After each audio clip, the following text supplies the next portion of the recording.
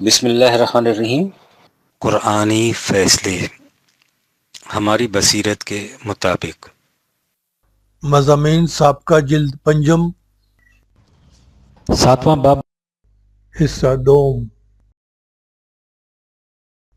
روزوں کا مقصد خدا کی کبریائی کا قیام۔ پرویز صاحب کا خصوصی درس قرآن۔ عزیزان گرامی قدر، درس قرآن کے سلسلے کے اعتبار سے آج سورہ نمل کی اگلی آیت سے سلسلہ کلام شروع ہونا چاہیے تھا، لیکن احباب کے تقاضے کے پیش نظر آج کا درس روزے کے موضوع کے لیے مختص کیا جا رہا ہے۔ میں اس درس میں روزوں کے مسائل کے متعلق بات نہیں کروں گا۔ یہ احکام سورہ بقرہ کی 3-4 آیات 2/183 سے 187 میں نہایت جامعیت سے بیان ہوئے ہیں، اس لیے ان کے دہرانے کی ضرورت نہیں۔ ان کی بجائے میں اس امر کی وضاحت کرنا چاہتا ہوں کہ قرآن کریم کی روح سے روزوں کا مقصد کیا ہے، ان کی غایت کیا ہے، یہ کیوں فرض قرار دیے گئے ہیں۔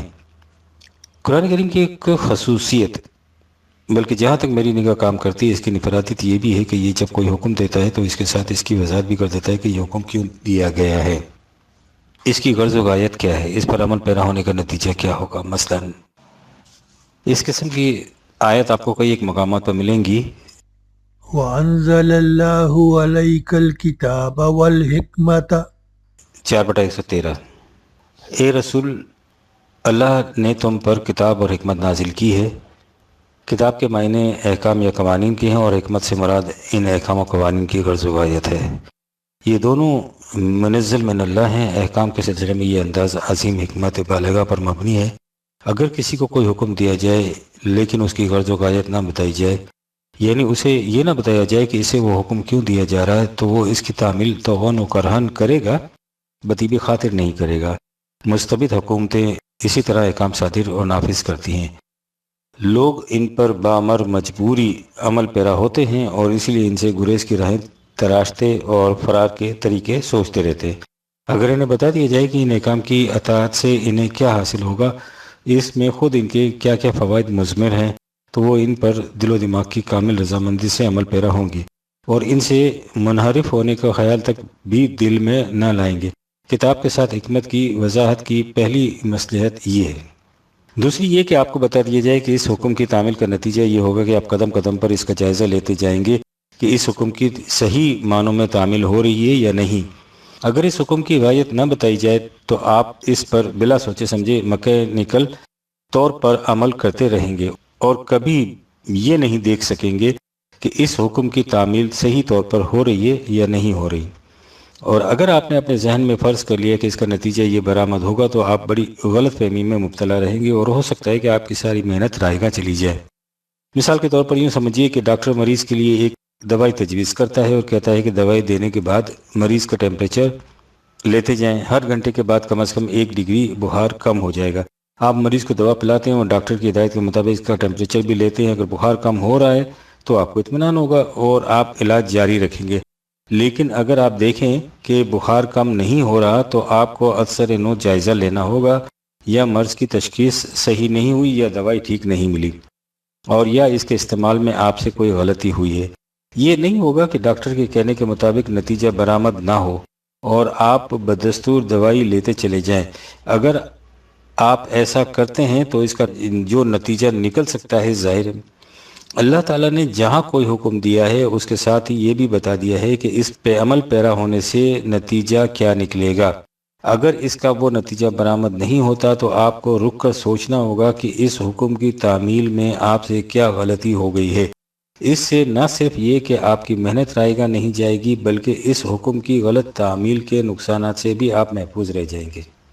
قرآن کریم میں اللہ تعالیٰ نے فرمایا کتب علیکم الصیام 2/183 میں، اے جماعت مومنین، تم پر صیام فرض قرار دیے گئے ہیں۔ یہ کتاب یعنی حکم ہے۔ اس کی غایات کے متعلق کہا لعلکم تتقون 2/183، لعلکم تشکرون 2/185، وَلِتُكَبِّرُوا اللَّهَ عَلَى مَا هَدَاكُمْ 2/185۔ تتقون سے مراد یہ ہے کہ تم میں قوانین خداوندی کی اطاعت کے لیے پختگی پیدا ہو جائے اور تم غلط راہوں پر چلنے کے نقصانات سے محفوظ رہو۔ تشکرون سے مقصود یہ ہے کہ تمہاری محنتیں بھرپور نتائج پیدا کر دیں۔ میں ان دو غایات کے متعلق سر دست تفصیل میں نہیں جاؤں گا۔ قرآن کریم نے جو غایت الغایات بتائی ہے اس پر مرکوز رہوں گا، اور وہ غایت الغایات یہ ہے کہ تم خدا کے بتائے ہوئے پروگرام پر عمل کرنے سے اس قابل ہو جاؤ گے کہ دنیا میں خدا کی کبریائی قائم کر سکو گے۔ یہ ہے روزوں کے متعلق حکم خداوندی کا مقصود و منتہا، یعنی خدا کی کبریائی قائم کرنے کے قابل ہو جانا۔ وَلِتُكَبِّرُوا اللَّهَ عَلَى مَا هَدَاكُمْ۔ سب سے پہلے لفظ کبریائی کو لیجئے، اس کے معنی حکومت اور اقتدار کے ہیں۔ سورہ یونس میں ہے کہ جب حضرت موسیٰ اور ان کے بھائی حضرت ہارون فرعون کے پاس گئے اور اس تک خدا کا پیغام پہنچایا تو اہل فرعون نے کہا کہ تم جو کچھ کہہ رہے ہو ہم اس کی غرض و آیت کو خوب پہچانتے ہیں، یعنی یہ کہ وَتَكُونَ لَكُمُ الْكِبْرِيَاءُ فِي الْأَرْضِ 10/78، یعنی تمہارا مقصد یہ ہے کہ اس ملک میں حکومت تمہاری قائم ہو جائے، اقتدار تمہارے ہاتھ میں آ جائے۔ اس سے لفظ کبریائی کا مفہوم واضح ہو جاتا ہے۔ جہاں تک خارجی کائنات کا تعلق ہے، اس میں خدا کا اقتدار اور اس کی حکمرانی براہ راست قائم ہے۔ تمام کارگاہ کائنات اسی کے قوانین کے مطابق سرگرم عمل ہے، اور اس میں کسی شے کو مجال انحراف نہیں، یارائے سرکشی نہیں۔ وَلَهُ الْكِبْرِيَاءُ فِي السَّمَاوَاتِ وَالْأَرْضِ وَهُوَ الْعَزِيزُ الْحَكِيمُ۔ 45/37 کائنات کی پستیوں اور بلندیوں میں کبریائی خدا کی ہے، وہ زبردست غلبے کا مالک ہے، لیکن اس کا غلبہ مستبد حکمرانوں کا غلبہ نہیں ہے، وہ سراسر حکمت پر مبنی ہے۔ دوسری جگہ ہے وَهُوَ الَّذِي فِي السَّمَاءِ إِلَٰهٌ وَفِي الْأَرْضِ إِلَٰهٌ۔ 43/84 وہی آسمانوں میں بھی صاحب اقتدار ہے اور وہی عرض پر بھی صاحب اقتدار ہے۔ الہ کے معنی صاحب اقتدار کے ہیں۔ خارجی کائنات میں تو خدا کا اقتدار از خود قائم ہے، لیکن اس کی مشیت کا پروگرام یہ ہے کہ انسانوں کی دنیا میں اس کی کبریائی خود انسانوں کے ہاتھوں قائم ہو۔ اسی مقصد کے لیے رسول بھیجے جاتے تھے، اور رسول کے بعد اس کی ذمہ داری اس کی امت پر عائد ہوتی تھی۔ چنانچہ جب نبی اکرم کو منصب نبوت پر سرفراز فرمایا گیا تو آپ کو حکم دیا گیا کہ یا ایھا المدثر 74/1 اے وہ کہ جس کی آمد سے خزاں دیدہ گلشن کائنات بہار نور کا مظہر بن جائے گا۔ المدثر کے یہی معنی ہیں۔ قم فانذر 74/2 اٹھ اور نوع انسان کو ان کے اپنے وضع کردہ نظام ہائے حیات کی تباہ کاریوں سے آگاہ کر دے۔ وربک فکبر 74/3 اور ان نظاموں کی جگہ اس نظام کو قائم کر جس میں کبریائی صرف خدا کے لیے ہو، یہ تھا منصب رسالت۔ دوسرے مقام پر اسی حقیقت کو جن الفاظ میں بیان کیا گیا ہے ان کی تفصیل بڑی وسعت چاہتی ہے، لیکن میں ان سے صرف 2 ٹکڑوں کو نمایاں طور پر سامنے لاؤں گا۔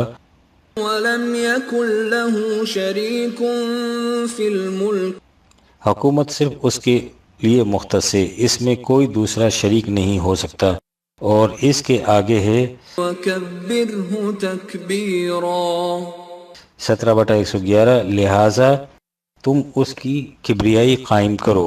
اسی اعتبار سے خدا نے اپنے آپ کو ایک جگہ المتکبر 59/23 کہا ہے، کہیں الکبیر المتعال 13/9 اور کہیں العلی الکبیر 22/62۔ ہماری دنیا میں وہ العلی الکبیر کیسے قرار پاتا ہے، اس کی وضاحت اس نے یہ کہہ کر دی فالحكم لله العلي الكبير 40/13 تمہاری دنیا میں حکم صرف اس خدا کا چلنا چاہیے جو ہر قسم کے غلبے اور کبریائی کا مالک ہے۔ اس سے یہ سوال پیدا ہوتا ہے کہ خدا نہ تو ہمارے سامنے آتا ہے، نہ وہ تخت حکومت پر بیٹھتا ہے، نہ ہم اس کی آواز سنتے ہیں، تو ہمارے معاشرے میں اس کی حکومت کیسے قائم ہوگی؟ اس کے لیے اس نے خود ہی بتا دیا کہ اس نے ہماری طرف اپنا ضابطۂ احکام بھیج دیا ہے۔ جو حکومت اس ضابطے کے مطابق قائم ہوگی اسے خدا کی حکومت سے تعبیر کیا جائے گا، چنانچہ اس نے واضح الفاظ میں بتا دیا کہ ومن لم يحكم بما انزل الله فاولئك هم الكافرون 5/44 جو لوگ خدا کی کتاب کے مطابق حکومت قائم نہیں کرتے ان کو ہی کافر کہا جاتا ہے۔ لیکن خدا کی یہ کبریائی یوں ہی بیٹھے بٹھائے وعظ و نصیحت یا تقاریر و خطبات سے قائم نہیں ہو جاتی۔ جب اس کا مقصد دنیا کے ہر نظام کو الٹ کر اس کی جگہ نظام خداوندی کو متمکن کرنا ہے تو ظاہر ہے کہ دنیا کی ہر قوم اور ہر حکومت کی طرف سے اس کی مخالفت ہوگی اور ہر مفاد پرست گروہ اس کی مزاحمت کرے گا۔ ان مخالفتوں اور مزاحمتوں کے مقابلے کے لیے میدان جنگ تک میں بھی جانا پڑے گا۔ چنانچہ قرآن کریم میں جماعت مومنین کی ان جنگوں کی غایت یہ بتائی گئی ہے وجعل كلمة الذين كفروا السفلى وكلمة الله هي العليا 9/40 اس سے مقصد یہ ہے کہ ہر غیر خداوندی نظام مغلوب ہو جائے اور خدا کا نظام جسے غالب ہونے کا حق حاصل ہے عملاً مسلط ہو جائے۔ اس سے چند ہی آیات پہلے کہا گیا ہے هو الذي أرسل رسوله بالهدى ودين الحق ليظهره على الدين كله ولو كره المشركون 9/33 خدا وہ ہے جس نے اپنے رسول کو ضابطۂ ہدایت اور حق پر مبنی نظام دے کر بھیجا تاکہ یہ تمام انسانوں کے ہر خود ساختہ نظام پر غالب آ جائے، خواہ یہ تبدیلی ان لوگوں پر کتنی ہی گراں کیوں نہ گزرے جو خالص حکومت خداوندی قائم کرنا نہیں چاہتے۔ یہاں صرف اتنا کہا گیا ہے کہ اس نے رسول کو اس مقصد کے لیے بھیجا ہے، لیکن دیگر مقامات پر اس کی وضاحت کر دی ہے کہ نظام خداوندی کا قیام تنہا رسول کے ہاتھوں سے عمل میں نہیں آئے گا، اس کے لیے جماعت مومنین کی معاونت اور رفاقت بھی ضروری ہوگی، یعنی یہ فریضہ محمد الرسول اللہ والذین معہ 48/29 کے ہاتھوں سر انجام پائے گا۔ اللہ تعالیٰ نے الاعلیٰ اپنے آپ کو کہا تھا، لیکن جس جماعت مومنین کے ہاتھوں اس کی کبریائی دنیا میں قائم ہوتی ہے اس نے انہیں الاعلون کہہ کر پکارا ہے۔ چنانچہ اس نے فرمایا وانتم الاعلون ان کنتم مومنین 3/139 اگر تم مومن ہو اور مومن رہو گے تو دنیا میں تم ہی سب پر غالب رہو گے۔ تمہارا قائم کردہ نظام انسانوں کے ہر خود ساختہ نظام پر غالب آ جائے گا۔ اس غلبہ و تسلط کے لیے قرآن کریم نے ان کنتم مومنین کی شرط عائد کر دی ہے، یعنی اگر تم مومن ہو تو یہاں یہ سوال پیدا ہوتا ہے کہ یہ کیسے معلوم ہو کہ ہم مومن ہیں یا نہیں ہیں؟ اس کے لیے قرآن نے خود واضح کر دیا کہ جو لوگ خدا کی کتاب کے مطابق حکومت قائم نہیں کرتے وہ مومن نہیں کافر ہیں، لہٰذا مومن وہ ہیں جو خدا کی کتاب کے مطابق حکومت قائم کرتے ہیں، اور اس کی محسوس نشانی یہ ہے کہ وہ دنیا کی ہر قوم پر غالب رہتے ہیں۔ چنانچہ اس نے واضح طور پر کہہ دیا وَلَن يَجْعَلَ اللَّهُ لِلْكَافِرِينَ عَلَى الْمُؤْمِنِينَ سَبِيلًا 4/141 خدا کبھی ایسا نہیں ہونے دے گا کہ غیر خداوندی نظام کے حامل قوم کو جماعت مومنین پر غالب آنے دے، لہٰذا یہ متعین کرنا بالکل آسان ہو گیا کہ ہم مومن ہیں یا نہیں ہیں۔ یہاں ایک عظیم نقطہ ہمارے سامنے آتا ہے۔ خدا مومنین سے کہتا ہے کہ انتم الاعلون، یعنی مومن اس کی عطا کردہ اس سرفرازی کے جذبہ تشکر کے احساس سے بے ساختہ اپنا سر زمین پر رکھ دیتا ہے اور انتہائی انکساری اور خاکساری کے عالم میں کہتا ہے الاعلیٰ، میں نہیں، سبحان ربی الاعلیٰ، الاعلیٰ کے شان صرف تیری ذات ہے۔ یہ تو تیری عاجز نوازیاں ہیں جو ہمیں الاعلون کہہ کر پکارا گیا ہے۔ یہ علو مرتبت ہماری ذاتی نہیں، تیری عطا فرمودہ ہے۔ اگر ہمارا سر تیرے سامنے نہیں جھکتا تو یہ ساری کبریائی جو ہمیں حاصل ہوئی ہے فرعون کی قہرمانیت ہے، مومن کی علو شان نہیں۔ اسی بنا پر قرآن کریم نے حق پر مبنی کبریائی اور باطل پر مبنی کبریائی میں فرق کر کے بتا دیا جب کہا سأصرف عن آياتي الذين يتكبرون في الأرض بغير الحق 7/146 جو لوگ الحق کے بغیر زمین میں غلبہ اور کبریائی حاصل کرتے ہیں ہم اپنے قوانین کی روح سے انہیں اس مقام سے ہٹا دیں گے اور ان کی جگہ وہ قوم لے لے گی جس کی کبریائی الحق پر مبنی ہوگی۔ ان تصریحات سے واضح ہو گیا کہ روزوں کی غرض و غایت اور مقصود و منتہا کیا تھا۔ ان کا مقصد جماعت مومنین کو اس کے لیے تیار کرنا تھا کہ وہ دنیا میں خدا کی کبریائی متمکن کر سکیں۔ وَلِتُكَبِّرُوا اللَّهَ عَلَى مَا هَدَاكُمْ 2/185 صدر اول کی جماعت مومنین 13 برس تک مکے کی زندگی گزارنے کے بعد مدینے میں آئی تاکہ یہاں کی نسبتاً مساعد فضا میں نظام خداوندی کی بنیاد رکھ دی جائے، لیکن مخالفین نے انہیں یہاں بھی چین سے نہ بیٹھنے دیا اور مدینے پر حملے کی تیاریاں شروع کر دیں۔ یہ تھا وہ مقام جب پہلی مرتبہ 2 ہجری میں روزے فرض ہوئے اور ابھی 17 دن کے روزے ہی رکھے گئے تھے کہ انہیں بدر کے میدان میں اترنا پڑا، اور وہاں ان روزہ داروں نے خدا کی کبریائی کی پہلی اینٹ رکھ دی۔ آپ نے غور فرمایا کہ روزوں کی غایت کیا تھی؟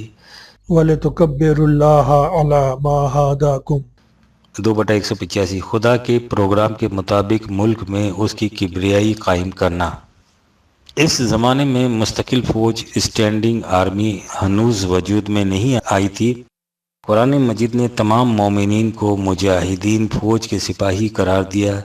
ایسا نظر آتا ہے کہ جس طرح آج کل مستقل فوج سے الگ ریزروسٹ ہوتے ہیں، وہ اپنا کاروبار کرتے رہتے ہیں، لیکن انہیں سال میں 1 ماہ کے لیے بلا لیا جاتا ہے تاکہ وہ فوجی ٹریننگ کی تجدید کر لیں اور بوقت ضرورت فوج کے ہمدوش میدان جنگ میں نبرد آزما ہوں۔ خدا کی کبریائی کا تمکن مومن مجاہدین کا فریضہ تھا۔ معلوم ہوتا ہے کہ رمضان کا مہینہ انہی سپاہیانہ زندگی کا خوگر بنانے کے لیے مختص کر دیا گیا تھا۔ حضور نبی اکرم سے جب سوال کیا گیا کہ مومن کی زندگی کیا ہے تو آپ نے فرمایا کہ جب جنگ ہو رہی ہو تو وہ میدان جنگ میں ہوں، اور جب جنگ نہ ہو رہی ہو تو وہ جنگ کی تیاریوں میں مصروف ہوں۔ آپ نے دیکھا کہ مومن کی زندگی کا مقصود و منتہا دنیا میں خدا کی کبریائی کو متمکن کرنا ہے، اور یہی مقصد روزوں کا بتایا گیا ہے۔ اس کے لیے رمضان کے مہینے کی تخصیص کیوں کی گئی، اسے خود خدا نے یہ کہہ کر واضح کر دیا، شہر رمضان الذی انزل فیہ القرآن 2/185 رمضان کا مہینہ وہ ہے جس میں نزول قرآن کی ابتدا ہوئی۔ قرآن کریم کو اللہ تعالیٰ نے نوع انسانی کے لیے نعمت عظمیٰ قرار دیا ہے، اور ان سے کہا ہے کہ تم ایسی عظیم متاع کے ملنے پر جشن مسرت مناؤ۔ قل بفضل الله وبرحمته فبذلك فليفرحوا هو خير مما يجمعون 10/58 اے رسول ان سے کہہ دو تمہیں یہ متاع گراں بہا بلا مزد و معاوضہ مل گئی ہے، اس کے ملنے پر تم جشن مناؤ۔ تم جو کچھ بھی دنیا میں جمع کرو یہ اس سے زیادہ گراں قدر ہے، لہذا جسے عید الفطر کہا جاتا ہے وہ در حقیقت جشن نزول قرآن ہے۔ قرآن خدا کی کبریائی کا ضابطہ حیات ہے، اور رمضان کے مہینے کے روزے مجاہدین کو خدا کی کبریائی قائم کرنے اور مستحکم رکھنے کا پروگرام ہے۔ اس پروگرام کے بخیر و خوبی انجام پانے پر جشن مسرت بالکل فطری عمل ہے۔ یہ تھا دین میں روزوں کا مقصد، وَلِتُكَبِّرُوا اللَّهَ عَلَى مَا هَدَاكُمْ تاکہ زمین پر خدا کی حکومت قائم کی جائے۔ لیکن جب دین مذہب میں تبدیل ہو گیا تو قرآن کریم کے یہ الفاظ تو باقی رہ گئے، لیکن ان کی غرض و غایت بالکل بدل گئی۔ آپ قرآن کریم کا کوئی سا با ترجمہ نسخہ اٹھا کر دیکھیں، اس میں ان آیات کا ترجمہ ان الفاظ میں ملے گا تاکہ تم خدا کی بڑائی بیان کرو، یعنی دین میں ان الفاظ کا مفہوم خدا کی کبریائی قائم کرنا تھا، مذہب میں ان کا مطلب خدا کی بڑائی بیان کرنا رہ گیا۔ کبریائی قائم کرنے اور بڑائی بیان کرنے میں جو فرق ہے وہ واضح ہے۔ اس بڑائی بیان کرنے کے حکم کی اطاعت کے متعلق کہا گیا کہ نماز عید میں جو 6 زائد تکبیریں کہی جاتی ہیں ان سے اس حکم کی تعمیل ہو جاتی ہے۔ اذان، نماز اور عیدین کی تکبیریں اپنی اپنی جگہ بجا اور درست، لیکن یہ تکبیریں ایک بلند مقصد کے حصول کا ذریعہ یا ایک واقعہ کا اعلان تھیں، یعنی اس واقعے کا اعلان کہ یہاں خدا کی کبریائی قائم ہے۔ اس حقیقت کے وقوع پذیر ہوئے بغیر اس قسم کے اعلانات صرف چند الفاظ کا اعادہ ہیں۔ حقیقت اور اس کی رسمی ادائیگی کا یہی وہ فرق تھا جس کے احساس سے اقبال کے درد مند دل نے بصد آہ و فغاں کہا تھا، الفاظ و معانی میں تفاوت نہیں لیکن ملا کی اذاں اور مجاہد کی اذاں اور پرواز ہے دونوں کی اسی ایک فضا میں، کرگس کا جہاں اور ہے شاہین کا جہاں اور۔ یہ مجاہد کی اذان تھی جو دن میں متعدد بار چھت اور مینارے پر کھڑے ہو کر دنیا میں اعلان کرتی تھی کہ اللہ اکبر، کبریائی صرف خدا کے لیے مختص ہے، اس میں کوئی اور شریک نہیں ہو سکتا، اور اس کے بعد وہ اعلان کرتا تھا کہ اشہد ان لا الہ الا اللہ۔ میرا یہ اعلان اس حقیقت کی شہادت دیتا ہے کہ خدا کے سوا کوئی صاحب اقتدار نہیں۔ آپ نے کبھی اس پر بھی غور فرمایا کہ اس اعلان میں یہ نہیں کہا گیا کہ میں اس بات کا اقرار کرتا ہوں یا اعلان کرتا ہوں، کہا یہ گیا ہے کہ میں اس حقیقت کی شہادت دیتا ہوں۔ شہادت اسی کی قابل قبول ہوتی ہے جسے اس بات کا ذاتی طور پر علم ہو، جو اس کا عینی شاہد ہو۔ اگر کوئی شخص عدالت میں جا کر یہ کہے کہ مجھے اس واقعے کا ذاتی طور پر تو علم نہیں، میرا خیال یہ ہے یا میں نے ایسا سنا ہے، تو اس کی شہادت قابل قبول ہونا تو درکنار اسے درخور سماعت بھی نہیں سمجھا جاتا۔ لہذا اشہد ان لا الہ اسی کا قابل قبول ہوگا جو یہ کہے کہ میں اس کا عینی شاہد ہوں کہ یہاں خدا کے سوا کوئی صاحب اقتدار نہیں، یہاں خدا کے سوا کسی کی حکومت نہیں، یہاں حکمرانی صرف خدا کی ہے، جو اس حقیقت کا عینی شاہد نہیں، اسے اشہد ان لا الہ الا اللہ کہنے کا حق حاصل نہیں۔ یہی وہ شہادت ہے جس کے متعلق خود اللہ تعالیٰ نے فرمایا ہے، شہد اللہ انہ لا الہ الا هو، خدا اس کی شہادت دیتا ہے کہ اس کے سوا کوئی صاحب اقتدار نہیں ہے، والملائکۃ، اور ملائکہ جو اس کے اس اقتدار کو بروئے کار لانے کے لیے مامور ہیں وہ بھی اس کی شہادت دیتے ہیں۔ انہیں بھی اس کا حق حاصل ہے کہ وہ اس کی شہادت دیں کیونکہ وہ اس کے عینی شاہد ہیں۔ اس کے بعد ہے وَأُولُو الْعِلْمِ قَائِمًا بِالْقِسْطِ، ان کے علاوہ وہ لوگ بھی اس کی شہادت دے سکتے ہیں جنہیں اس کا علم بھی حاصل ہے اور پھر وہ ایسا نظام متشکل کیے ہوئے ہیں جس میں خدا کی میزان عدل قائم ہے۔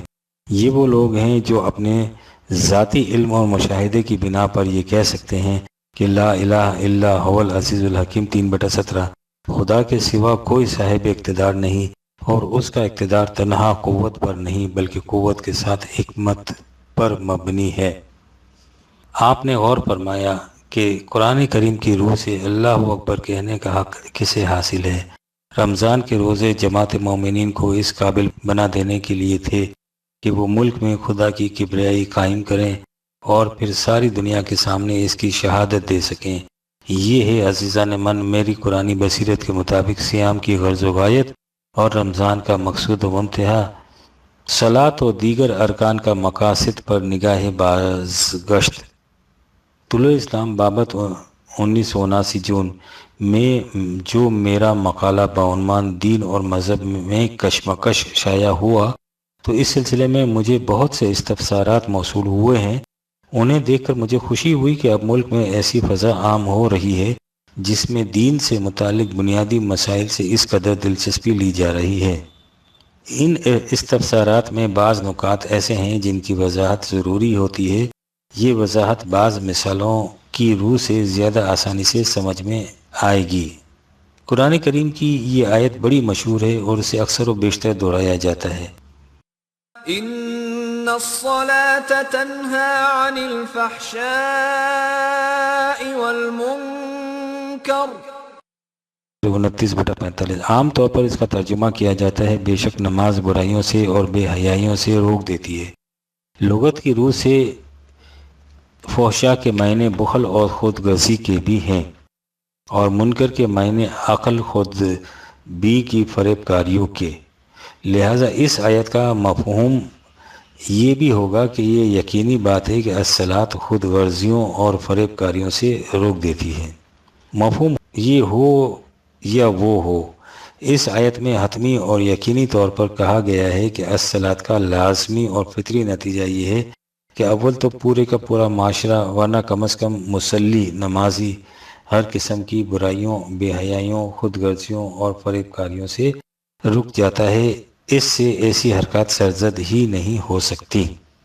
یہ تو الصلاۃ کا منفی پہلو ہے۔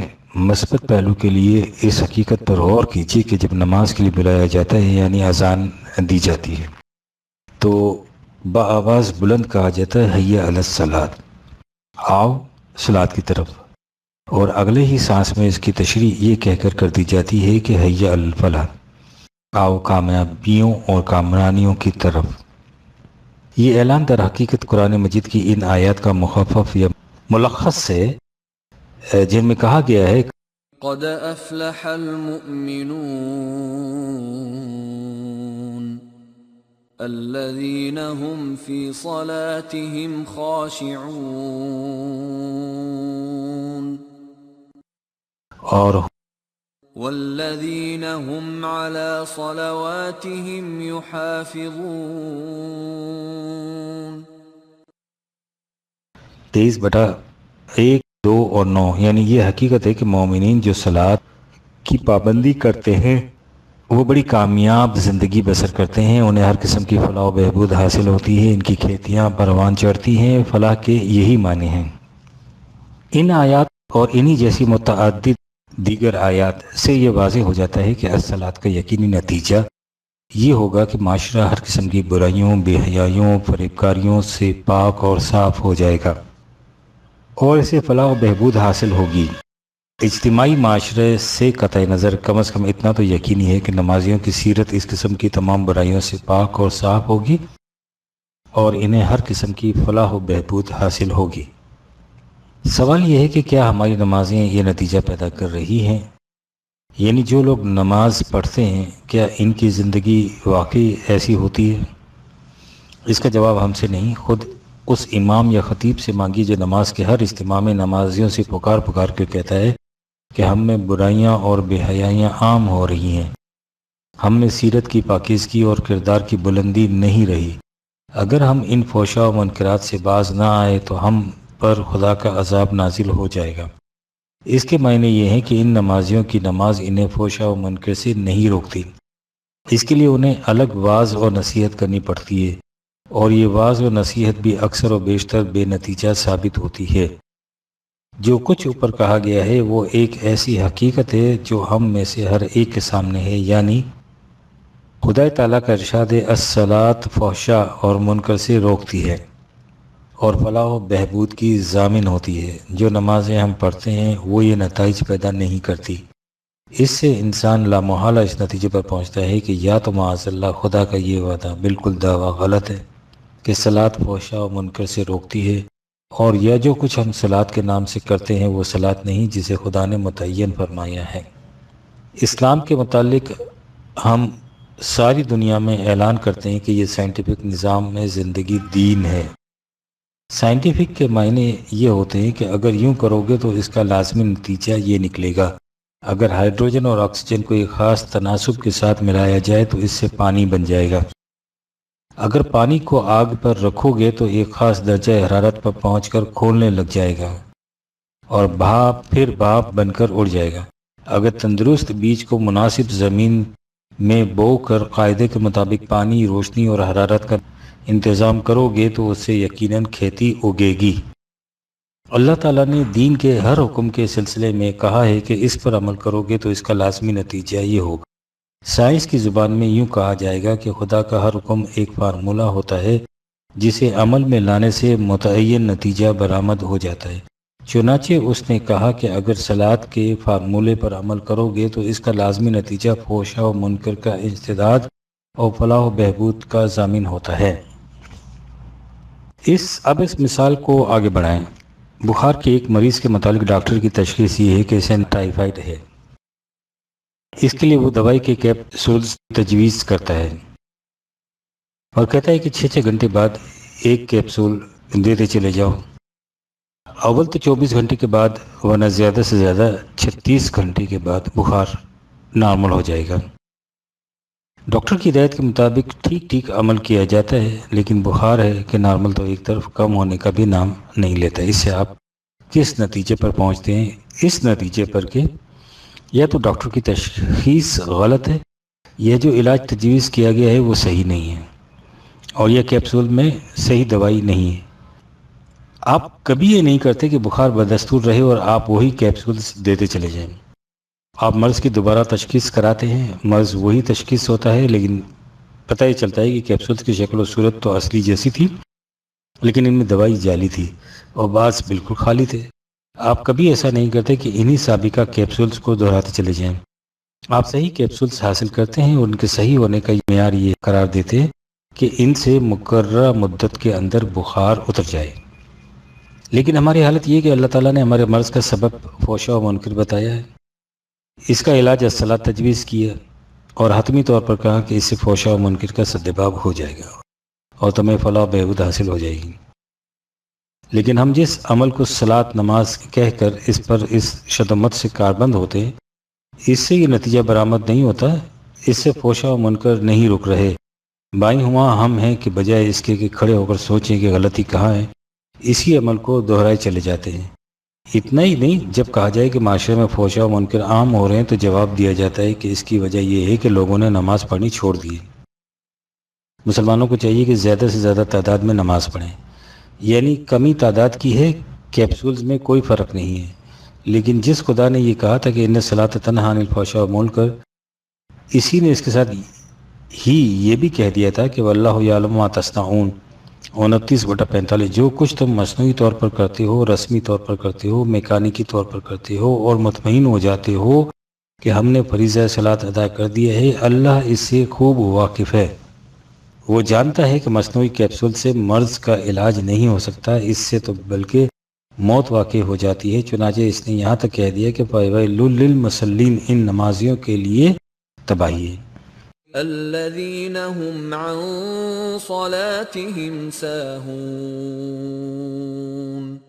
الذين هم يراءون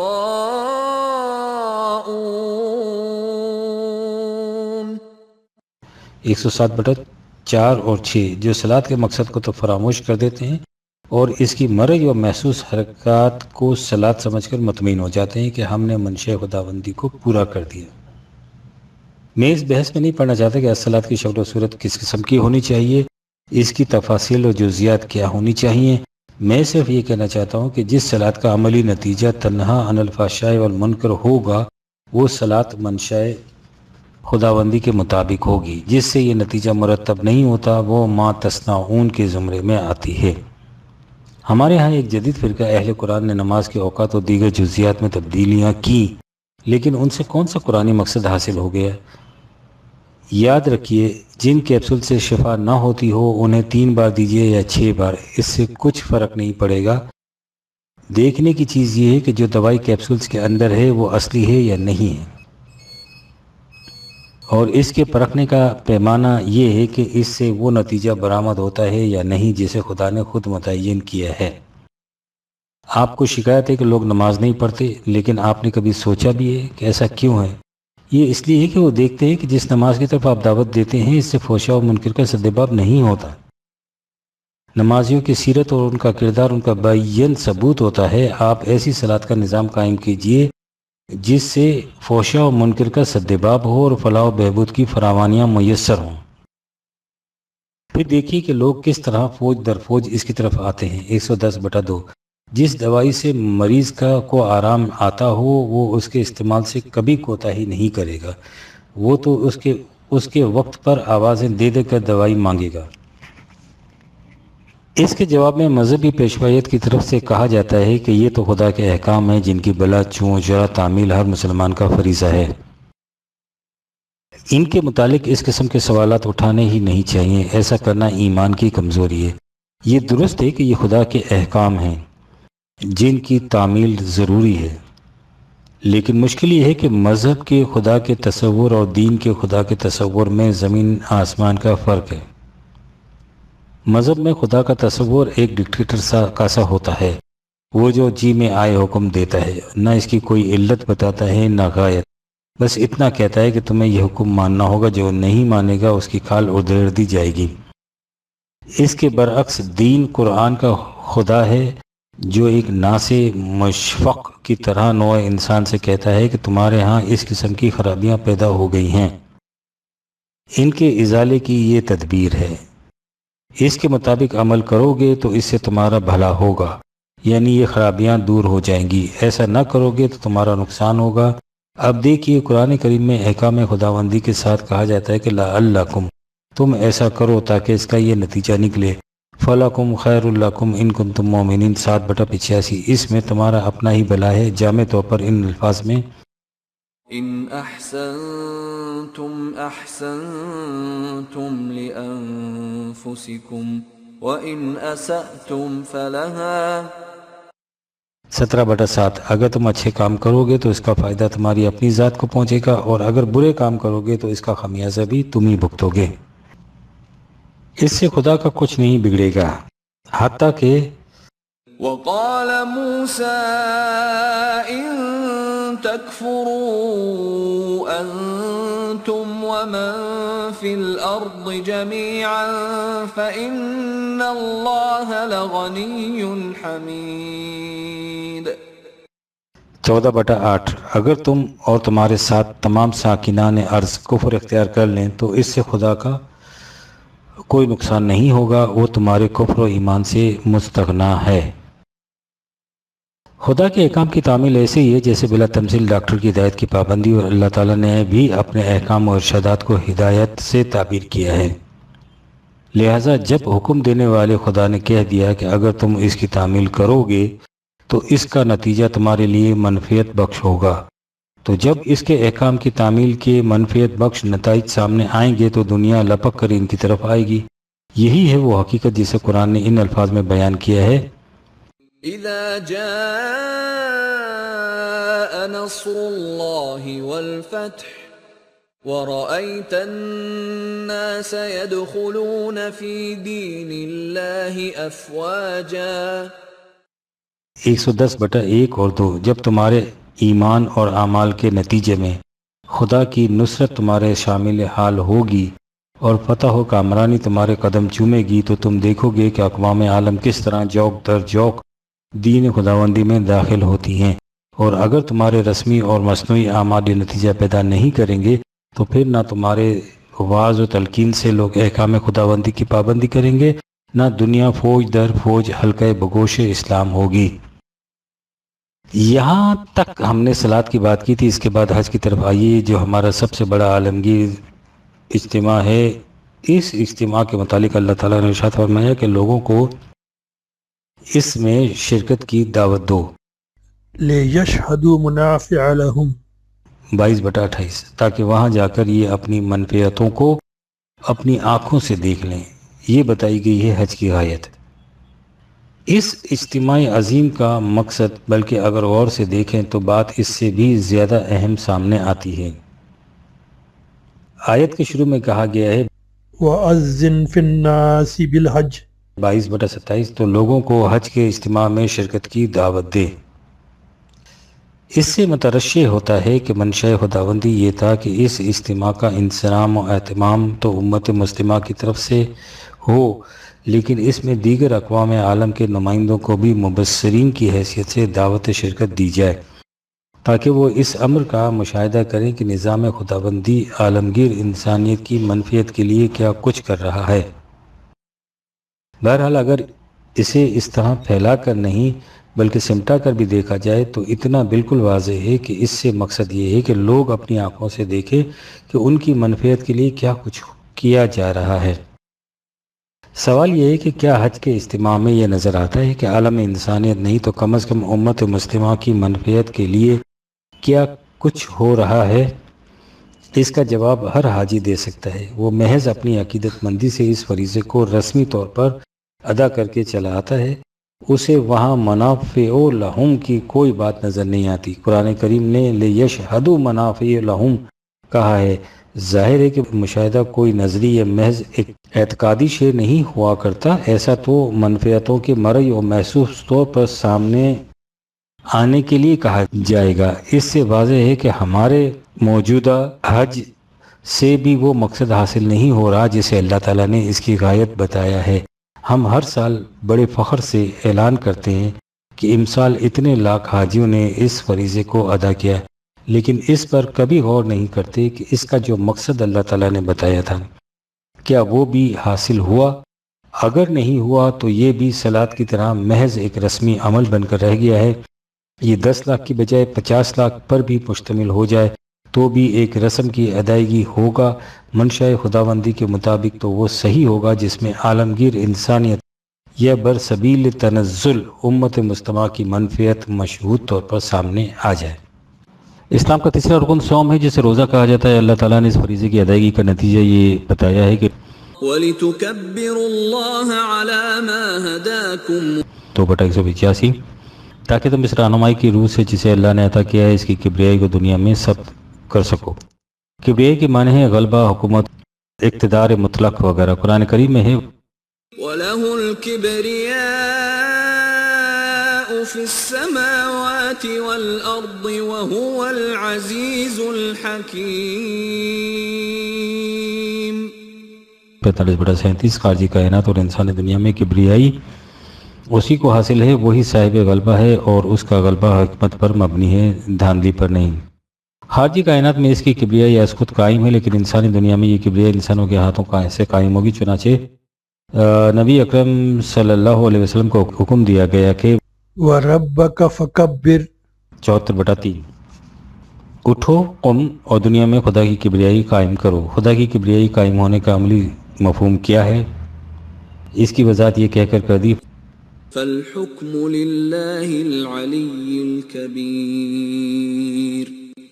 40/12، ہر قسم کا غلبہ اور کبریائی کا مستحق خدا ہے، اس لیے حکومت سے اسی کی قائم ہونی چاہیے۔ اور خدا کی حکومت کی وضاحت ان الفاظ سے کر دی فَاحْكُم بَيْنَهُم بِمَا أَنزَلَ اللَّهُ 5/48، ان کے معاملات کے فیصلے کتاب اللہ کے مطابق کیا کرو۔ بالفاظ دیگر خدا کی کبریائی کا عملی مفہوم یہ ہے کہ جس طرح خارجی کائنات میں قوانین و خداوندی کی حکمرانی ہے، اسی طرح انسانی دنیا میں بھی اس کے قوانین کی حکمرانی قائم ہو۔ اسی کو الدین یا نظام خداوندی کہہ کر پکارا گیا ہے، اور اس نظام کے متعلق کہا گیا ہے کہ لِيُظْهِرَهُ عَلَى الدِّينِ كُلِّهِ 9/33، یہ نظام انسانوں کے وضع کردہ تمام نظاموں پر غالب آ کر رہے گا۔ یہ تھی غایت صیام کی، یعنی کتاب اللہ کی حکمرانی کو اس طرح قائم کرنا کہ کوئی اور نظام اس پر غالب نہ آ سکے۔ صیام 2 ہجری میں فرض ہوئے اور جماعت مومنین نے ہنوز 17 روزے رکھے تھے کہ انہیں بدر کی رزمگاہ میں اترنا پڑا۔ مقصد اس سے کیا تھا؟ وَجَعَلَ كَلِمَةَ الَّذِينَ كَفَرُوا السُّفْلَى وَكَلِمَةُ اللَّهِ هِيَ الْعُلْيَا 9/40، تاکہ مخالفین کا نظام مغلوب ہو جائے اور اللہ کا نظام غالب آ جائے۔ یہ باطل کے نظام کے خلاف پہلا تصادم تھا اور اس پر غلبہ۔ اس کے بعد صیام پر عمل کرنے والی اس امت نے اس دور کے ہر نظام پر غلبہ حاصل کر لیا تھا۔ اس طرح وَلِتُكَبِّرُوا اللَّهَ عَلَى مَا هَدَاكُمْ 2/185 کا عملی ثبوت باہم پہنچا دیا تھا۔ اللہ اکبر اس نظام کا موٹو یا منشور تھا، اور ساری دنیا نے دیکھ لیا تھا کہ اس کا عملی مفہوم کیا ہے۔ ذرا سوچئے کہ کیا ہمارے روزوں سے یہ نتیجہ مرتب ہوتا ہے کہ دنیا میں کتاب اللہ کی حکمرانی غالب ہو، اور جب ہمارا مؤذن مینارے پر کھڑا ہو کر دن میں لاکھوں کروڑوں مساجد سے کم از کم 30 مرتبہ اعلان کرے کہ اللہ اکبر، تو وہ ایک واقعی کا اعلان ہو، نہ کہ محض چند الفاظ کا دہرا دینا۔ ان ملکوں کو تو چھوڑیے جہاں غیر مسلموں کی حکومت قائم ہے، کیا مسلم ممالک میں کوئی ایک ملک بھی ایسا ہے جہاں اللہ اکبر ایک حقیقت کا اعلان ہو، جہاں کبریائی واقعی خدا کی ہو، جہاں حکمرانی اس کتاب کی ہو؟ کیا یہ اللہ اکبر کی محض لفظی تکرار اور اس کی عملاً نفی نہیں ہے؟ یہاں تک تو دین خداوندی کے 2-3 ارکان کا ذکر کیا گیا ہے۔ اللہ تعالیٰ نے بحیثیت مجموعی اس دین کے پیرووں کے متعلق فرمایا ہے، حقا علينا ننجي المؤمنين 10/103۔ انہیں ہر قسم کی مصیبت اور پریشانی سے محفوظ رکھنا خدا پر واجب ہے۔ خدا نے یہ ذمہ داری اپنے اوپر لے رکھی ہے۔ حقاً علینا کے الفاظ بڑے غور طلب ہیں۔ ہم ہمیشہ حقوق اللہ کا ذکر کرتے ہیں، یعنی اللہ کے حقوق جو ہم پر عائد ہوتے ہیں، لیکن یہاں خدا نے مومنین کے ایک حق کا ذکر کیا ہے جسے خود خدا نے اپنے اوپر واجب قرار دے رکھا ہے۔ یہ کوئی معمولی بات نہیں، بڑی اہم بات ہے۔ وَكَانَ حَقًّا عَلَيْنَا نَصْرُ الْمُؤْمِنِينَ 30/47، یعنی مومنین کی مدد کرنا اللہ تعالیٰ نے اپنے اوپر واجب قرار دے رکھا ہے۔ جب اللہ تعالیٰ اپنے اس فریضے کو ادا کرے گا تو اس کا نتیجہ کیا برآمد ہوگا؟ فرمایا وَلَن يَجْعَلَ اللَّهُ لِلْكَافِرِينَ عَلَى الْمُؤْمِنِينَ سَبِيلًا 4/141، یہ ناممکن ہوگا کہ غیر مسلم مسلمانوں پر غالب آ سکیں۔ مومنین کی تو کیفیت یہ ہوگی کہ وَلَا تَهِنُوا وَلَا تَهِنُوا وَلَا تَحْزَنُوا وَأَنْتُمُ الْأَعْلَوْنَ إِن كُنتُم مُّؤْمِنِينَ 3/138، تم کیوں گھبراتے ہو، کیوں افسردہ خاطر ہوتے ہو؟ تم تو مومن ہو، اس لیے تمہیں تمام اقوام عالم پر غلبہ حاصل ہوگا۔ فَلَا خَوْفٌ عَلَيْهِمْ وَلَا هُمْ يَحْزَنُونَ 2/38، تمہیں نہ کسی سے خوف کھانے کی کوئی وجہ ہے، نہ ہی ملول خاطر ہونے کی۔ یہ ہیں معیار اس بات کے پرکھنے کے کہ ہم اسلام کے پیرو مومن ہیں یا نہیں۔ قرآن کریم نے یہ دعاوی محض نظری طور پر پیش نہیں کیے تھے، ان کی صداقت کا ثبوت عملاً سامنے آ گیا تھا۔ صدر اول کے مسلمانوں کے اجزاء ایمان وہی تھے جو ہمارے ہیں، یعنی اللہ پر ایمان، کتابوں پر ایمان، ملائکہ پر ایمان اور حیات آخرت پر ایمان۔ ان کا پروگرام بھی انہی ارکان پر مشتمل تھا جو ہمارے ہاں رائج ہیں، یعنی صلاۃ، صیام، حج، زکوٰۃ وغیرہ۔ اس ایمان اور ان ارکان پر عمل پیرا ہونے کا نتیجہ کیا تھا؟ اسے ایک ایرانی گورنر نے ایسے جامع اور معنی الفاظ میں بیان کیا تھا جس پر کسی اضافے کی ضرورت محسوس نہیں ہوتی۔ جب ایران فتح ہوا تو تستر کا گورنر ہرمزان قیدی کی حیثیت سے حضرت عمر کے سامنے پیش ہوا۔ آپ نے اس سے کہا کہ ہرمزان، قید و بند کی بات تو بعد میں ہوگی، تم پہلے میرے ایک سوال کا جواب دو جو بڑا اہم اور بنیادی ہے۔ وہ سوال یہ ہے کہ اس سے پہلے تم ایرانی ہم عربوں کو بھی خاطر میں نہیں لاتے تھے، تم ہمیں اس قدر ذلیل اور حقیر سمجھا کرتے تھے کہ دوستی تو ایک طرف، تم ہمارے ساتھ جنگ کرنے کو بھی اپنے لیے باعث ننگ سمجھا کرتے تھے۔ اب وہی تم ہو اور وہی ہم، تو پھر یہ کیا ہوا جو تم نے ہمارے ہاتھوں اس قدر ذلت آمیز شکست کھائی؟ ملک تمہارا ختم ہو گیا، مملکت تمہاری تباہ ہو گئی، تمہاری تہذیب و تمدن جس پر تمہیں اس قدر ناز تھا خاک میں مل گئے۔ تم گورنر میرے سامنے بجولاں کھڑے ہو اور تمہارا شہنشاہ اپنی جان بچانے کے لیے مارے مارے پھر رہا ہے۔ یہ انقلاب کیسے ہو گیا، اس کی وجہ کیا ہوئی؟ سوال آپ نے سن لیا، اب ہرمزان کا جواب سنیے۔ اس نے کہا، عمر، بات یہ ہے کہ اس سے پہلے تم اور ہم اکیلے ایک دوسرے سے نمٹتے تھے، اس لیے ہم ہمیشہ تم پر غالب آ جاتے تھے، لیکن اب صورت یہ ہے کہ مقابلے کے وقت ہم تو بدستور اکیلے ہوتے ہیں، لیکن تمہارے ساتھ تمہارا خدا بھی ہوتا ہے۔ ہمارے لیے کیا دنیا کی کسی طاقت کے لیے بھی ممکن نہیں کہ تم دونوں کا مقابلہ کر سکے۔ یہ تو تھا عملی ثبوت خدا کے ان دعووں کی صداقت کا، جن کی روح سے اس نے کہا تھا کہ اگر تم ہماری ہدایت کے مطابق عمل کرو گے تو تمہاری نصرت تو ہم پر واجب ہو جائے گی، دنیا کی کوئی قوم تم پر غالب نہیں آ سکے گی۔ آج ہمارے اجزاء ایمان بھی وہی ہیں اور اسلام کے ارکان و شعائر بھی وہی ہیں۔ اگر تمام کے تمام مسلمان نہیں تو بھی اس کا ایک معتدبہ حصہ ان کی پابندی کرتا ہے۔ ان کی مجموعی تعداد ابتدائی دور کے تمام مسلمانوں کی تعداد سے بھی زیادہ ہوگی، لیکن اس کے باوجود ہماری جو حالت ہے اس کے متعلق کچھ کہنے کی ضرورت نہیں ہے۔ اقوام عالم پر غلبہ تو ایک طرف، ہم بعض قوموں کے دست نگر ہیں، لہذا ان کے اشاروں پر چلنے کے لیے مجبور ہیں، اور بعض سے اس قدر خائف کہ قرآن کریم کے الفاظ میں يحسبون كل صيحة عليهم 4 کہیں کوئی پتہ بھی کھٹ کے تو ہماری جان پر بن جاتی ہے۔ اس وقت دنیا کی کوئی قوم اس قدر خوف اور حزن، پریشانی اور مایوسی کا شکار نہیں جتنی مسلم قوم ہے۔ معاف فرمائیے، مسلم کے ساتھ اقوام کا لفظ واقعی کے طور پر لکھنا پڑتا ہے، ورنہ مسلم قوم تو امت واحدہ ہوتے ہیں، اقوام میں بٹے ہوئے نہیں ہوتے۔ ایسا کیوں ہے؟ اس لیے کہ ہم نے اجزاء ایمان یعنی بنیادی نظریات زندگی کہ صرف الفاظ دہرانے اور ارکان دین کی صرف رسمی شکلیں ریچولز قائم رکھنے کا نام اسلام رکھ چھوڑا ہے۔ ہم نے کبھی اس کی ضرورت ہی نہیں سمجھی کہ یہ دیکھیں کہ اس ایمان اور ان اعمال کا جو حتمی و یقینی نتیجہ خود خدا نے بتایا تھا وہ برآمد ہو رہا ہے یا نہیں ہو رہا ہے۔ وہ برآمد نہیں ہو رہا، لیکن ہم انہیں برابر دہرائے چلے جاتے ہیں۔ قرآن کریم نے بہت پہلے ہمارا نقشہ ان الفاظ میں کھینچا تھا، قل هل ننبئكم بالأخسرين أعمالا 18/103۔ اے رسول ان سے کہو کہ کیا ہم تمہیں بتائیں کہ سب سے زیادہ نقصان میں کون لوگ رہتے ہیں؟ یہ وہ لوگ نہیں جو کچھ کرتے نہیں، کرنے کو تو یہ بہت کچھ کرتے ہیں، لیکن الذين ضل سعيهم في الحياة الدنيا وهم يحسبون أنهم يحسنون صنعا 18/104۔ ان کی ساری کوششیں رائے گا چلی جاتی ہیں، وہ یہ سب کچھ محض رسمی طور پر کرتے رہتے ہیں اور سمجھتے ہی ہیں کہ ہم بہت بڑا کارنامہ سے انجام دے رہے ہیں۔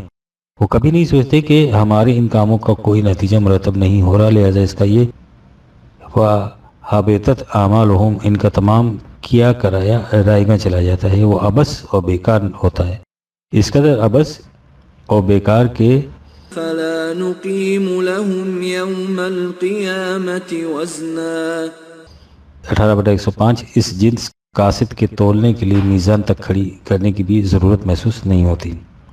لہذا قرآن کریم نے ہماری تباہی کا بنیادی سبب خود ہی واضح کر دی، یعنی اسلامی احکام کو محض رسمی طور پر بجا لاتے چلے جانا اور کبھی اس پر غور نہ کرنا کہ ان سے وہ نتائج بھی مرتب ہو رہے ہیں یا نہیں جنہیں ان کا لازمی حصہ قرار دیا گیا تھا۔ دین میں یہی اعمال اپنا متعین نتیجہ مرتب کرتے چلے جاتے ہیں اور مذہب میں محض یہ رسم بن کر رہ جاتے ہیں۔ سوال یہ ہے کہ کیا ایک مذہب پرست قوم میں دین کے نظریات اثر نو زندگی اور توانائی حاصل کر سکتے ہیں؟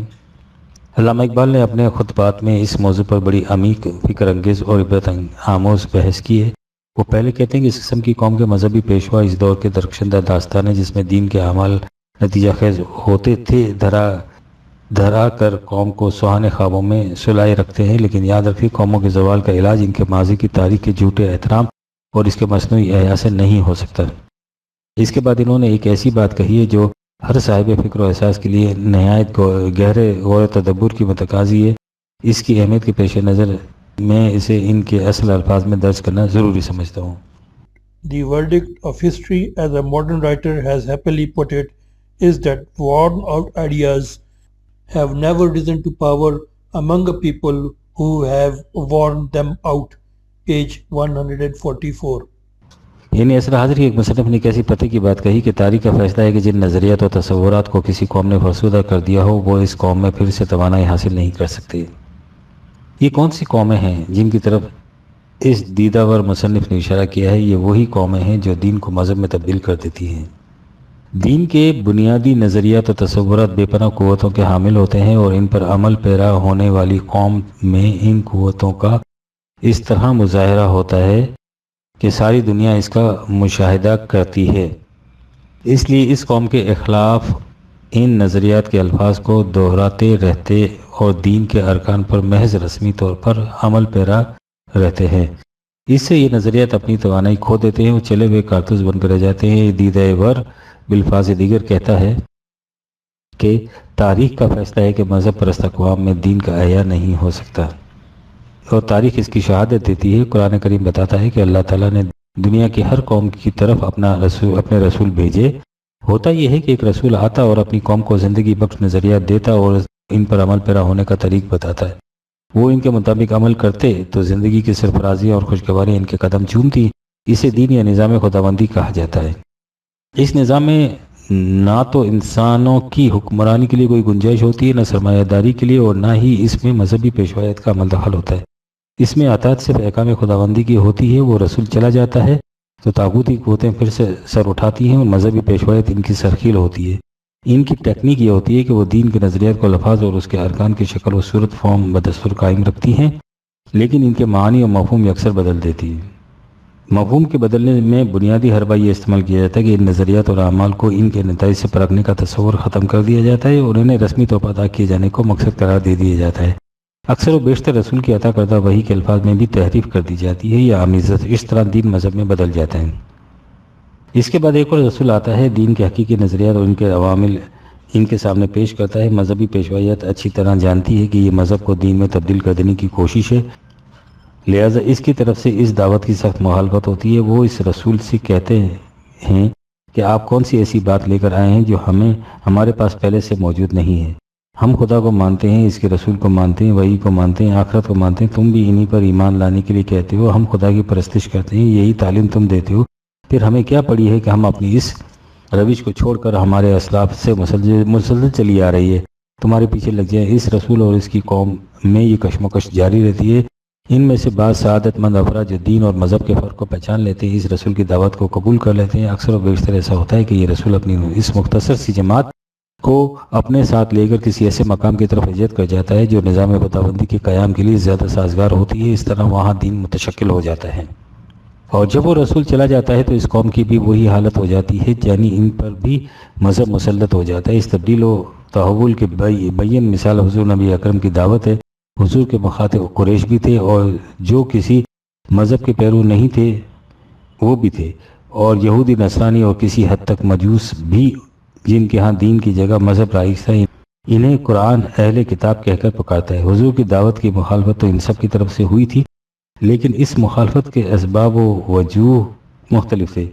قریش کی مخالفت بر بنائے مذہب نہیں تھی، لیکن اہل کتاب کی مخالفت مذہب کی بنا پر تھی۔ نتیجہ یہ کہ شدید مخالفت کے بعد ہی صحیح قریش تو اس دعوت کے پیرو ہو گئے، لیکن اہل کتاب میں سے باستثناء چند کسی نے اسے قبول نہ کیا اور اپنے اپنے مذہب کے پابند رہے۔ دین کا قیام اسی طبقے میں ہوا جو مذہب پرست نہیں تھا۔ یوں دین کے نظریات اس قوم میں توانائی حاصل نہ کر سکے جس نے انہیں فرسودہ کر دیا تھا۔ نبی اکرم اس جماعت مومنین کو دین پر کاربند ہونے کی بنا پر دولت کونین کے وارث بنا کر دنیا سے تشریف لے گئے، لیکن کچھ عرصے کے بعد مفاد پرست قوتوں، ملوکیت، سرمایہ داری اور مذہبی پیشوائیت نے سر ابھارا اور آہستہ آہستہ دین کو مذہب میں تبدیل کرنا شروع کر دیا۔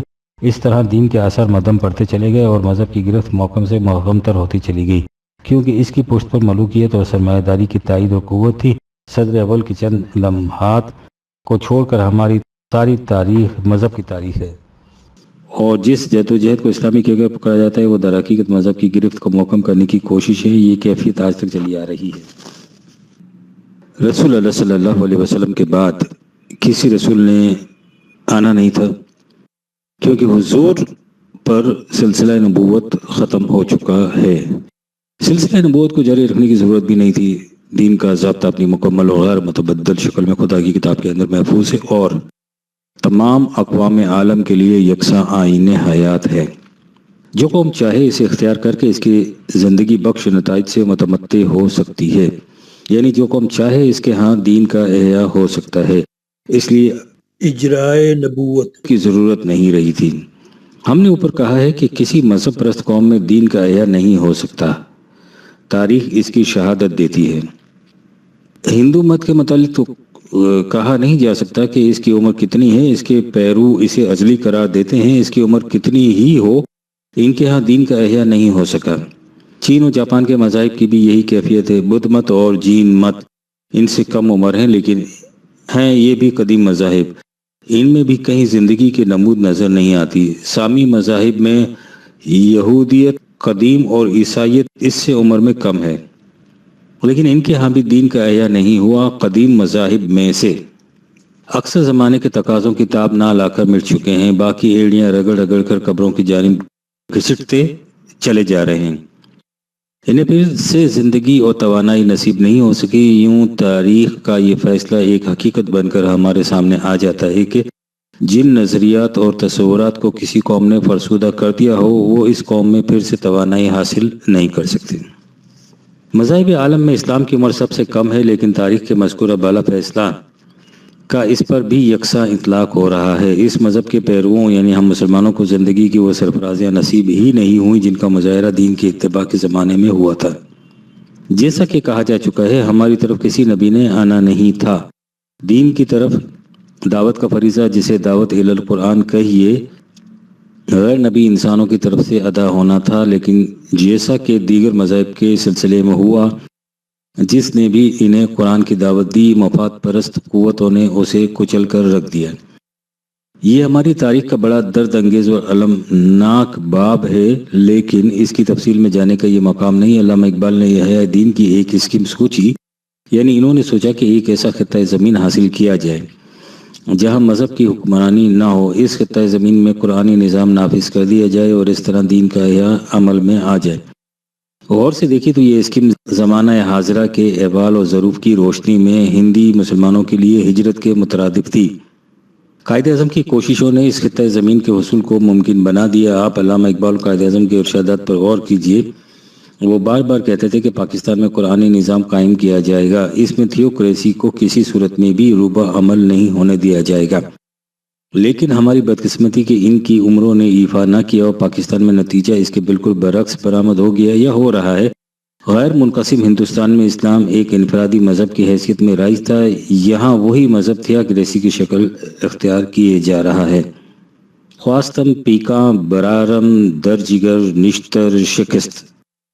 علامہ اقبال اور قائد اعظم کے بعد دین اور مذہب کے فرق کو نمایاں طور پر پیش کرنے کا فریضہ میں نے اپنے ذمہ لیا تھا، لیکن جس انداز سے اور جس ملک گیر پیمانے پر مذہبی پیشوائیت کی طرف سے میری مخالفت ہوئی اور ہو رہی ہے، اس کے متعلق کچھ کہنے کی ضرورت نہیں ہے۔ میں نہ کوئی معمور من اللہ، نہ میرا کسی قسم کا دعویٰ ہے۔ میں قرآن کریم کا ایک ادنا سا طالب علم ہوں اور قوم سے صرف اتنا کہتا ہوں کہ جو کچھ آپ اسلام کے نام سے کہتے اور کرتے ہیں، اس کے متعلق یہ دیکھ لیجئے کہ اس کے جو نتائج اللہ تعالیٰ نے اپنی کتاب میں بتائے ہیں وہ برآمد ہو رہے ہیں یا نہیں ہو رہے۔ اگر نہیں ہو رہے ہیں اور ہم سب اس کا رونا روتے رہتے ہیں تو اس کا مطلب اس کے سوا کچھ نہیں ہے کہ ہم جو کچھ کرتے ہیں وہ منشاء خداوندی کے مطابق نہیں ہے، لہٰذا اسے منشاء خداوندی کے مطابق بنائیے۔ یہ ہے جو کچھ میں کہتا ہوں، لیکن چونکہ مروجہ اسلام کو اس معیار کے مطابق پرکھنے سے مذہب کی شکست ہی نہیں، اس کا وجود ہی ختم ہو جاتا ہے، یعنی اس کی جگہ دین لے لیتا ہے۔ اس لیے مذہبی پیشوائیت کی طرف سے اس کی مخالفت تاریخ کا فطری عمل ہے، لیکن میری اس مخالفت سے حقائق تو نہیں بدل سکتے۔ مذہب نے جو کچھ دوسری قوموں کے ساتھ کیا ہے وہی کچھ ہمارے ساتھ ہوگا اور ہو رہا ہے۔ جب مذہب کے پیدا کردہ اسباب کی روح سے قوم کی حالت ابتر ہو جاتی ہے تو مذہبی پیشوائیت شور مچا دیتی ہے کہ مسلمانوں نے مذہب کو چھوڑ دیا ہے، اس لیے ان کی حالت ہو گئی ہے، اور الحاد اور بے دینی کی قوتیں زور پکڑ رہی ہیں جس سے اسلام خطرے میں ہے۔ جہاں تک الحاد اور بے دینی کی قوتوں کے زور پکڑنے کا تعلق ہے، اللہ تعالیٰ نے تو فرمایا تھا وَلَن يَجْعَلَ اللَّهُ لِلْكَافِرِينَ عَلَى الْمُؤْمِنِينَ سَبِيلًا۔ یہ ناممکن ہے کہ اللہ غیر مسلموں کو مومنوں پر غالب آ جانے دے۔ اگر آپ مومن ہیں تو پھر الحاد بے دینی کی قوتوں سے اس قدر خائف کیوں ہیں؟ اور اگر آپ خائف ہیں تو بجائے اس کے کہ یہ دہائی مچائیں کہ الحاد بے دینی کی قوتیں زور پکڑ رہی ہیں، دیانتداری سے اعلان کیجئے کہ ہم مومن نہیں ہیں، لیکن مذہبی پیشوائیت دوسروں کو کافر قرار دے دے گی، اپنے متعلق اس اعتراف اور اعلان کی جرت کبھی نہیں کرے گی۔ اقبال کے نشترانہ الفاظ زدوزخ وائز کافر گرے گفت، حدیث خوشتر ازوے کافر گفت، نداند آ غلام احوال خود را کہ دوزخ را مقام دیگر گفت۔ اب رہا ان کا یہ کہنا کہ اس کا علاج یہ ہے کہ مسلمان زیادہ سے زیادہ مذہب پرست بن جائیں، یعنی جو کچھ مذہب کے نام سے اس وقت ہو رہا ہے اس پر اور کثرت اور شدت سے عمل کیا جائے۔ بالفاظ دیگر ان کا مطلب یہ ہوتا ہے کہ اگر میدان کارزار میں 100 چلے ہوئے کارتوسوں سے کامیابی حاصل نہیں ہوتی تو ان کی تعداد بڑھا کر 1000 تک پہنچا دی جائے۔ انہیں کون بتائے کہ عرصہ کارزار میں ایک بھرا ہوا کارتوس 10,000 خالی کارتوسوں پر بھاری ہوتا ہے۔ قرآن مجید نے جب کہا تھا کہ تمہارا 100 مجاہد فریق مخالف کے 1000 پر غالب آ جائے گا 8/65، تو اس سے یہی بتانا مقصود تھا کہ یاد رکھیے مذہب کی نشر و اشاعت سے دین کے نتائج حاصل نہیں ہو سکتے۔ اس کے برعکس مذہب جتنا زیادہ چلے گا قوم اتنی ہی زوال پذیر ہوگی۔ علامہ اقبال کی ساری عمر مذہب اور دین کے فرق کو نمایاں کرنے میں بسر ہو گئی۔ انہوں نے جو کچھ ملا کے خلاف لکھا ہے وہ در حقیقت اس کے رسمی اسلام یعنی مذہب کے خلاف تنقید ہے۔ کبھی وہ کہتے ہیں کہ الفاظ و معانی میں تفاوت نہیں، لیکن ملا کی اذاں اور مجاہد کی اذاں اور پرواز دونوں کی اسی ایک فضا میں کرگس کا جہاں اور ہے شاہین کا جہاں اور اور یہ بھی کہ یا وسعت افلاق میں تکبیر مسلسل یا خاک کے آغوش میں تسبیح و مناجات، وہ مذہب مردان خود آگاہ و خدا مست، یہ مذہب ملا و جمادات و نباتات، اور کبھی یوں نکھار اور ابھار کر نماز و روزہ و قربانی و حج یہ سب باقی ہے تو باقی نہیں ہے۔ اس احساس سے ان کے قلب در آگی میں ایسی ٹیسیں اٹھتی ہے کہ وہ بسد نالہ و فغاں پکارتے ہیں کہ حرم کے دل میں سوز آرزو پیدا نہیں ہوتا کہ پیدائی تیری اب تک حجاب آمیز ہے ساقی۔ یہ حجاب آمیزی دین کے حقائق پر پڑے ہوئے مذہب کے دبیز پردوں کا دوسرا نام ہے۔ ظاہر ہے کہ اقبال کی اس قسم کی پردہ دری مذہبی پیشوائیت کو کبھی گوارا نہیں ہو سکتی تھی، اس لیے انہوں نے ان کے خلاف کفر کے فتوے لگانے تک سے بھی اعتراض نہ کیا، لیکن انہوں نے اس پر خفیف سی مسکراہٹ کے ساتھ کہا تو بس اتنا کہا کہ گرفتم حضرت ملا ترش رویست نگاہش مغزران شاست از پوست، اگر با این مسلمانی کے دارم میرا از کعبہ میرانند حق اوست۔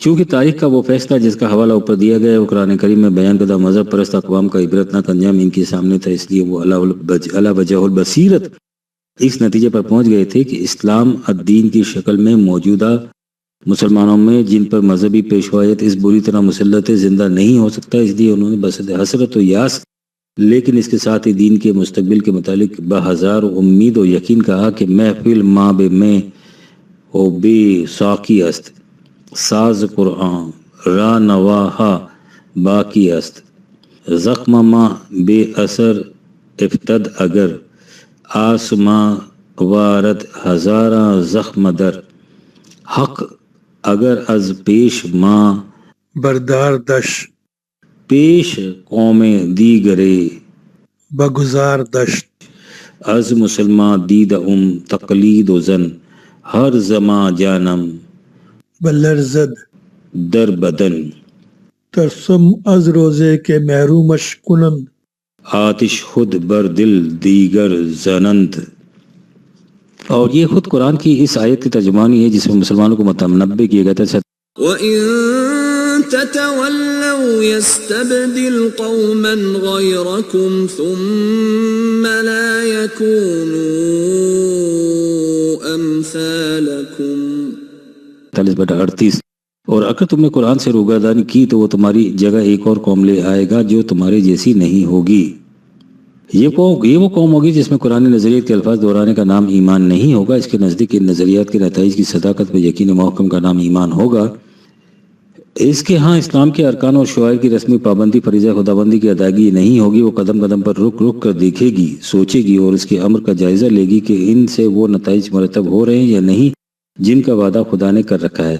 وہ اسلام کے اشاعت لفظی مناظروں اور نظری کانفرنسوں کے ذریعے نہیں کرے گی بلکہ اقوام عالم کو چیلنج دے گی کہ قل يا قوم اعملوا على مكانتكم إني عامل فسوف تعلمون من تكون له عاقبة الدار إنه لا يفلح الظالمون۔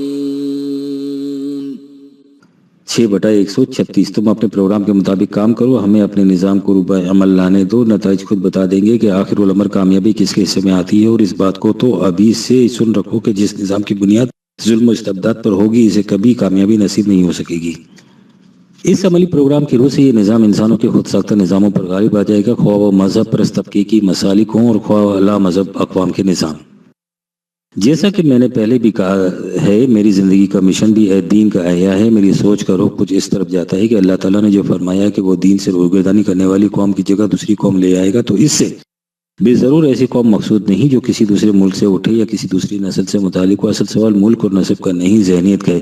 اگر کسی مذہب پرست قوم کی اگلی نسل زمانے کے تقاضوں سے مذہب سے برگشتہ ہو جائے اور اس کی تعلیم و تربیت قرآنی خطوط پر کر دی جائے تو یہ بھی وہ قوم ہو سکتی ہے جو مذہب کی جگہ دین کا نظام قائم کرے گی۔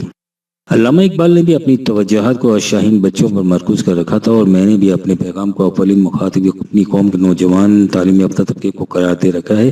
اس میں مجھے بڑی حد تک کامیابی بھی ہوئی ہے اور میں اس پروگرام کے مستقبل کے متعلق پر امید بھی ہوں۔ اس وقت تک میں تنہا اس آواز کو بلند کرتا چلا آ رہا ہوں، اگر اس نہج پر سوچنے والے ارباب ہمت اجتماعی طور پر اس پروگرام پر عمل پیرا ہو جائیں تو کوئی وجہ نہیں کہ اس میں کامیابی نہ ہو۔ مذہب تو زمانے کے تقاضوں کی تاب نہ لا کر مٹتا چلا جا رہا ہے، اس لیے دین کے لیے فضا خود بخود ہموار ہو رہی ہے۔ اگر ذرا ہمت کر کے اسے صحیح رنگ میں پیش کر دیا جائے تو مادی دنیا سے مایوسی اور متجسس انسان لپک کر اس کی طرف آ جائے گا۔